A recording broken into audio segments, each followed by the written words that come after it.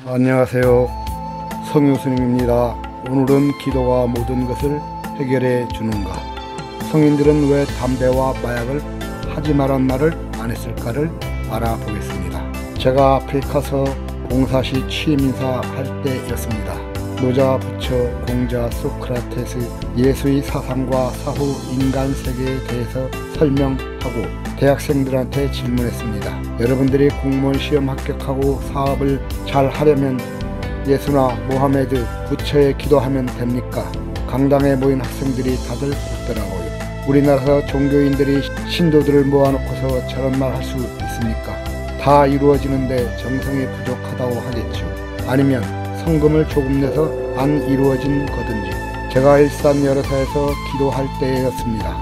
초등학교 1, 2학년쯤 되는 남자애가 저를 엄청 반갑게 인사를 하면서 질문을 하더라고요. 엄마가 남의 보리암으로 기도를 하러 갔는데 잘 될 것 같아요. 무슨 기도하러 갔냐고 물어보니 자기 여동생이 백혈병인데 나을 수 있나요? 참으로 난감했습니다. 여러분이 스님이라면 뭐라고 대답하겠습니까? 그 아이 어머니는 오죽하면 거기까지 가서 기도를 할까요? 제가 이런 말을 했습니다. 잘 될 거다. 안 되더라도 네가 어머니 말씀 잘 듣고 동생 잘 살펴라. 부처님은 어디서든지 다 살펴보고 있다. 환한 모습으로 스님 감사합니다 하고 가는 그 애를 보면서 먹먹했습니다. 한 번은 서울 인왕산 근처 앉아서 기도할 때였습니다. 공무원 한 분이 점심시간에 여기 와서 108배를 매일 하는데 이번 진급시험에 합격이 가능한가요? 나이도 50 정도 되시는 공무원이 이런 걸 물어보니 그래서 합격할 수도 있습니다. 된다고는 안 했습니다. 다른 사람들은 점심 먹고 담배 피고 커피 마시며 잡담할 때 당신은 여기 와서 절하고 내려가면 몸도 건강해지고 그런 마음으로 이번 시험을 준비하는 당신은 퇴근 후 독서실을 가든지 열심히 공부할 것이기 때문이다. 서울대 가려면 공부해야 됩니까? 아니면 기도해야 됩니까? 식당 장사가 잘 되게 하려면 기도해야 됩니까?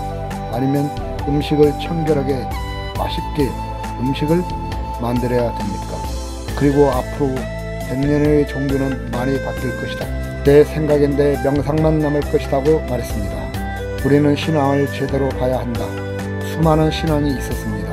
옛날 동양에서 순장제도 아시죠? 왕이나 귀족이 죽으면 부인과 신하와 말들을 살아있는 상태로 무덤에 같이 묻었잖아요. 마야 문명이나 세계 문명을 보면 옛날에는 흉년이 들거나 가뭄이 오면 공주나 사람이나 동물들을 제물로 바쳐 제사를 지냈답니다. 그 당시는 그게 최고의 정답이었습니다. 지금은 그게 최고의 정답입니까? 여러분들은 분명히 아니라고 하실 겁니다. 미개한 인간들이라고 하면서 그들을 비웃을 것입니다. 지금도 똑같습니다. 인도에서 경전을 벌였다는 이유로 그 여자를 돌로 치고 차로 타넘고 죽자 불로 태우는 일이 있었답니다. 경찰들은 상황이 다 끝난 후에 와서 사람들을 해서는 것이 다였답니다. 폭탄을 들고 자살하는 그 사람은 그 행동이 천국에 들어가는 길이라고 믿고 행복했겠지요. 인간이 무지해지면 어디까지 무지해지는지 알 수 없는 일입니다. 나는 믿음이란 나의 신앙생활이 이웃과 국가에 피해를 줘서는 안 된다고 생각합니다. 이웃과 국가에 피해를 주는 순간 이 믿음은 이기주의고 폭력적으로 바뀔 수 있는 종교라고 보면 됩니다. 우리나라도 코로나 사태로 종교 집회를 금지했는데 일부 종교에서는 감행을 해서 얼마나 많은 분들이 고생을 했습니까? 아마 이분들이 종교 행사를 한 이유는 신도들을 위해서일까요? 아니면 자기들의 교단을 이익을 위해서일까요? 거기에 참석한 신도들은 진정으로 좋아서 참석했고 행복했을 것입니다. 상식과 법은 무엇입니까? 상식과 법은 영원 불변합니까? 그 순간만 영원 불변한 것일 것입니다. 해시계의 물시계는 조선시대는 최첨단 과학이었습니다. 지금은 초등학생들이 배웁니다. 유럽에서는 카톨릭 신자가 평생 성당을 3번 간대요. 한 번은 태어나 세례받으러, 2번째는 결혼식하러, 3번째는 죽어서 안장된답니다. 우리 스님들은 자녀가 원하는 대학에 합격해서 스님에게 고맙다 하면 우리가 뭐라는지 아세요? 다 신도님의 정성 덕분입니다. 그리고 자녀가 고생했지요. 제가 합격을 시켜줄 능력이 없습니다. 우리 솔직히 말해봅시다.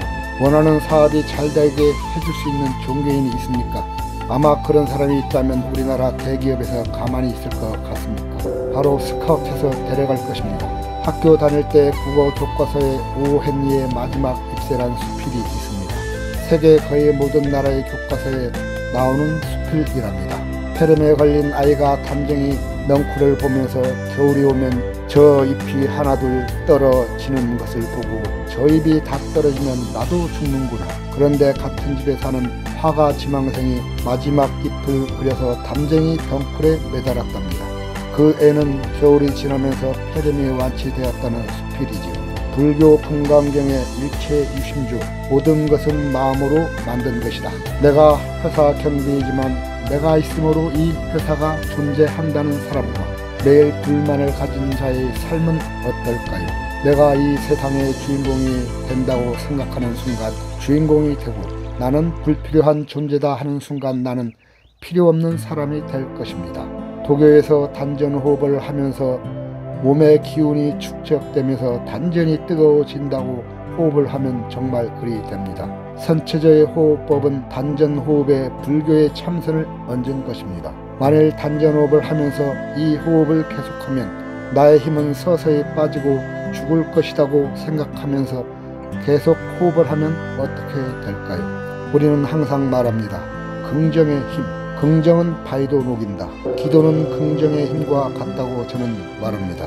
무슨 신통력으로 불치병 환자가 갑자기 치유되고 망해가는 회사가 갑자기 잘되고 그런 것이 아닙니다.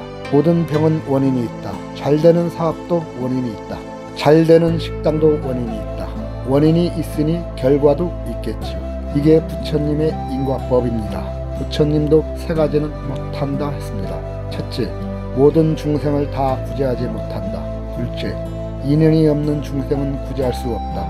셋째, 자신이 지은 업을 부처님이 대신 해줄 수 없다.